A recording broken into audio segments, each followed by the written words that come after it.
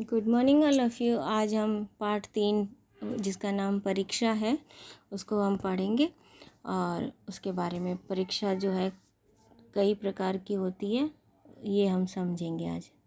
प्रस्तुत कहानी के माध्यम से मनुष्य के मानवीय गुणों को उभारा गया है। दीवान पद के सभी उम्मीदवार अपने गुणों को बढ़ा चढ़ाकर दिखा रहे थे, परंतु सुजान सिंह ने दिखावे या आडंबर के इस वातावरण में एक ऐसे सच्चे एवं योग्य युवक को दीवान पद का अधिकारी चुना जिसके हृदय में गरीबों के प्रति सच्चाई, दया, करुणा, सहयोग और परोपकार की भावना थी। सच्चा प्रयास कभी निष्फल नहीं होता है, विल्सन ने कहा है। सफल होने के लिए सफलता की इच्छा असफलता के भय से अधिक होनी चाहिए, तभी हमें सफलता प्राप्त होती है। सच्चा प्रयास कभी निष्फल नहीं होता है, यह विल्सन ने कहा है। और जब रियासत देवगढ़ के दीवान सुजान सिंह बूढ़े हुए तो उन्हें परमात्मा की याद आई। राजा महाराज से उन्होंने महाराज से विनय की। दीनबंधु दास ने श्रीमान की सेवा 40 साल तक की है। अब कुछ दिन परमात्मा की भी सेवा करने की आज्ञा चाहता हूँ। दूसरे अवस्था भी ढल गई है, राजकाज संभालने की शक्ति भी नहीं रह गई है। कहीं भूल चूक हो जाए तो बुढ़ापे में दाग लगे, सारी जिंदगी की नेक नामी मिट्टी में मिल जाए। राजा साहब ने अपने अनुभवशील और नीति कुशल दीवान का बड़ा आदर करते थे। उन्होंने बहुत समझाया, लेकिन जब दीवान साहब न माने तो हार कर उन्होंने उनकी प्रार्थना स्वीकार कर ली, पर शर्त यह लगा दी कि रियासत के लिए नया दीवान उन्हीं को खोजना पड़ेगा। दूसरे दिन देश के प्रसिद्ध समाचार पत्रों में यह विज्ञापन निकाल दिया गया कि रियासत के लिए एक नया दीवान की आवश्यकता है। जो सज्जन अपने को इसके योग्य समझे वे वर्तमान दीवान सरदार सुजान सिंह की सेवा में उपस्थित हों। यह जरूरी नहीं कि वे ग्रेजुएट हों, मगर उनका हष्ट पृष्ठ होना आवश्यक है। मंदाग्नि के मरीजों को यहाँ तक आकर कष्ट उठाने की जरूरत नहीं। 1 महीने तक उम्मीदवारों के रहन सहन, आचार विचार की परख की जाएगी। विद्या कम परंतु कर्तव्य का अधिक विचार किया जाएगा। जो महाशय इस परीक्षा में खरे उतरेंगे वे ही उच्च पद पर सुशोभित होंगे। इस विज्ञापन ने सारे मुल्क में हलचल मचा दी। ऐसा ऊंचा पद और किसी प्रकार की कोई कैद नहीं, केवल नसीब का खेल है। सैकड़ों आदमी अपना अपना भाग्य परखने के लिए चल पड़े। देवगढ़ में नए नए और रंग बिरंगे मनुष्य दिखाई देने लगे। प्रत्येक रेलगाड़ी से उम्मीदवारों का एक मेला सा उतरता। कोई पंजाब से चला आ रहा था तो कोई मद्रास से, कोई नए फैशन का प्रेमी था तो कोई पुरानी सादगी पर मिटता था। पंडितों और मौलवियों को अपने अपने भाग्य की परीक्षा करने का अवसर मिला। बेचारे सनद के नाम को रोया करते थे, तो यहाँ उसकी कोई ज़रूरत नहीं थी। रंगीन तमगे, चोगे और नाना प्रकार के अंगरखे और कटोप देवगढ़ में अपनी सज धज दिखाने लगे, क्योंकि सनद की कैद न होने पर भी सनद से पर्दा तो ढका ही रहता है। सरदार सुजान सिंह ने इन महानुभवों के आदर सत्कार का बड़ा अच्छा प्रबंध कर दिया था। लोग अपने अपने कमरों में बैठे हुए रोजेदार मुसलमानों की तरह महीने के दिन गिन रहे थे।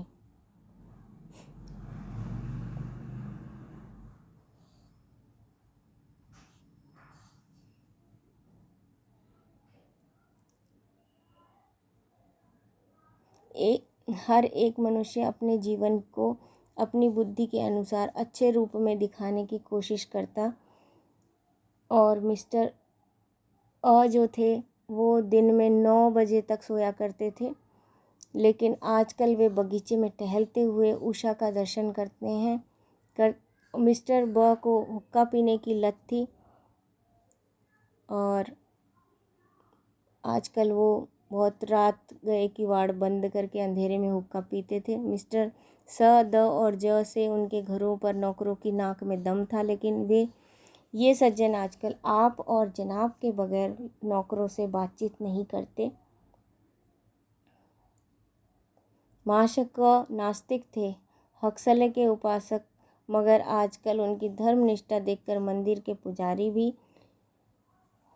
पुजारी को भी पदच्युत हो जाने की आशंका लगी रहती थी। मिस्टर ल को किताबों से घृणा थी, परंतु आजकल बड़े धर्म ग्रंथ खोले पढ़ने में डूबे रहते थे। जिससे वे भी बातचीत कीजिए वही नम्रता और सदाचार का देवता मालूम होता था।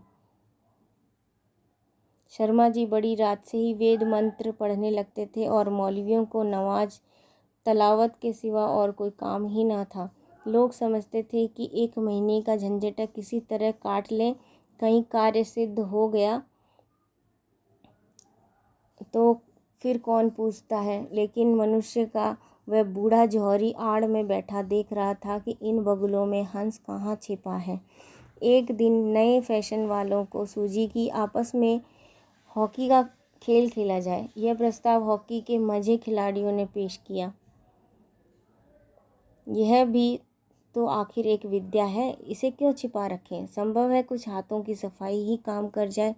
चलिए, तय हो गया। कोर्ट बन गए, खेल शुरू हो गया और खेल की गेंद किसी दफ्तर के ऑपरेटिव की तरह ठोकरें खाने लगी। रियायत देवगढ़ में यह खेल बिल्कुल निराला था। पढ़े लिखे भले मानुस तो शतरंज और ताश जैसे गंभीर खेल खेलते थे। दौड़ कूद के खेल तो बच्चों के खेल समझे जाते थे। खेल बड़े उत्साह से जारी था। धावे के लोग जब गेंद लेकर नदी तेजी से उठते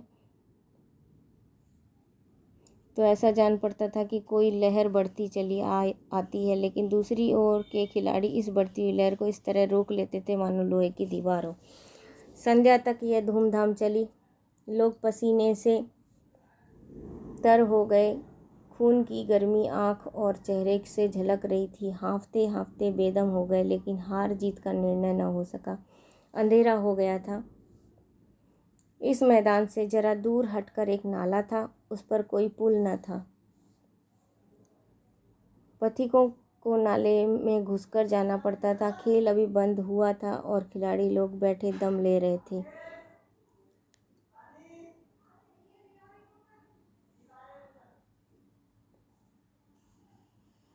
एक किसान अनाज से भरी हुई गाड़ी लिए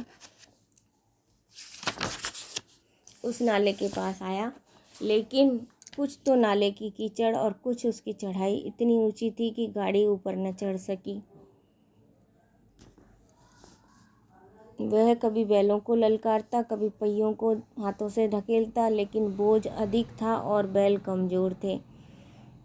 गाड़ी ऊपर को न चढ़ती और चढ़ती भी तो कुछ दूर चढ़कर फिर गाड़ी खिसक कर नीचे पहुंच जाती। किसान बार बार जोर लगाता और बार बार झुंझलाकर बैलों को मारता,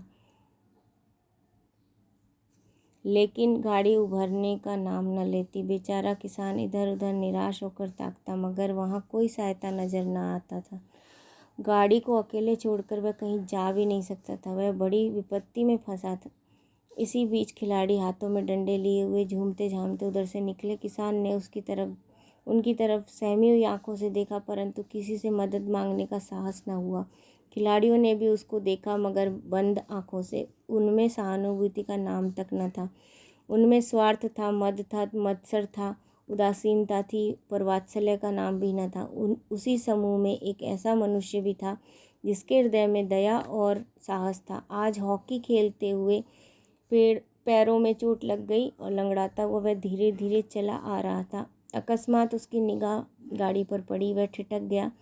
उसे किसान को देखते ही सब बात ज्ञात हो गई। उसने हॉकी किनारे पे रख दी, कोट उतारा और किसान के पास जाकर बोला, मैं तुम्हारी गाड़ी निकलवा दूं। किसान ने देखा कि घटे हुए बदन का एक लंबा आदमी सामने आकर खड़ा है। डर कर बोला, हुजूर आपसे कैसे कहूँ। युवक ने कहा, मालूम होता है तुम यहाँ बड़ी देर से फंसे हुए हो। अच्छा, तुम गाड़ी पर जाकर बैलों को साधो, मैं पहिए को ढकेलता हूँ, अभी गाड़ी नाले के ऊपर आ जाती है। किसान किसान गाड़ी पर जाकर बैठा। युवक ने पहिए को जोर लगाकर खिसकाया। कीचड़ बहुत ज़्यादा था, वह घुटने तक ज़मीन में गड़ गया, लेकिन उसने हिम्मत न हारी। उसने फिर जोर लगाया। उधर किसान ने बैलों को ललकारा। बैलों को सहारा मिला। उनकी भी हिम्मत बंध गई। उन्होंने कंधे झुकाकर एक बार जोर लगाया, बस गाड़ी नाले के ऊपर थी। किसान युवक के सामने हाथ जोड़कर खड़ा हो गया और बोला, महाराज, आपने आज मुझे उबार लिया, नहीं तो सारी रात यहीं बैठना पड़ता। युवक ने हंसकर कहा, अब मुझे कुछ इनाम देते हो? किसान ने गंभीर भाव से कहा, नारायण चाहेंगे तो दीवानी आपको ही मिलेगी। युवक ने किसान की तरफ गौर से देखा और उसके मन में एक संदेह हुआ, कहीं यह सुजान सिंह तो नहीं? आवाज़ मिलती है, चेहरा मोहरा भी वही है। किसान ने भी उसकी ओर तीव्र दृष्टि से देखा। शायद वह उसके दिल के संदेह को भाग गया। मुस्कुराकर बोला, गहरे पानी में बैठने से ही मोती मिलता है। निदान महीना पूरा हुआ। जितना महीना निश्चित किया गया था वह कम पूरा हो गया। चुनाव का दिन आ पहुंचा। उम्मीदवार लोग प्रातःकाल से ही अपनी किस्मत का फैसला सुनने के लिए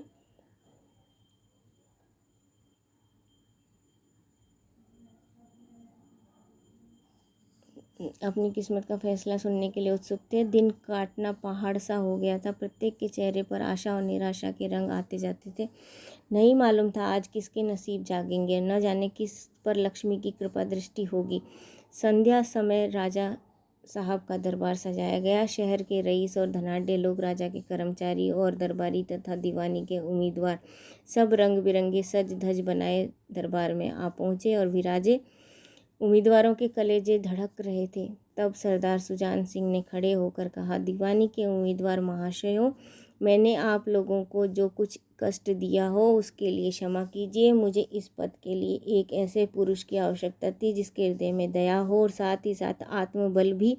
हृदय वही है जो उदार हो, आत्मबल वही है जो विपत्ति का वीरता के साथ सामना करे। इस रियासत के सौभाग्य से हमको ऐसा पुरुष मिल गया है। ऐसे गुण वाले संसार में कम हैं। जो है वे कीर्ति और मान के शिखर पर बैठते हुए उन पर हमारी पहुंच ही नहीं। मैं रियासत को पंडित जानकीनाथ सा दीवान पाने पर बधाई देता हूँ।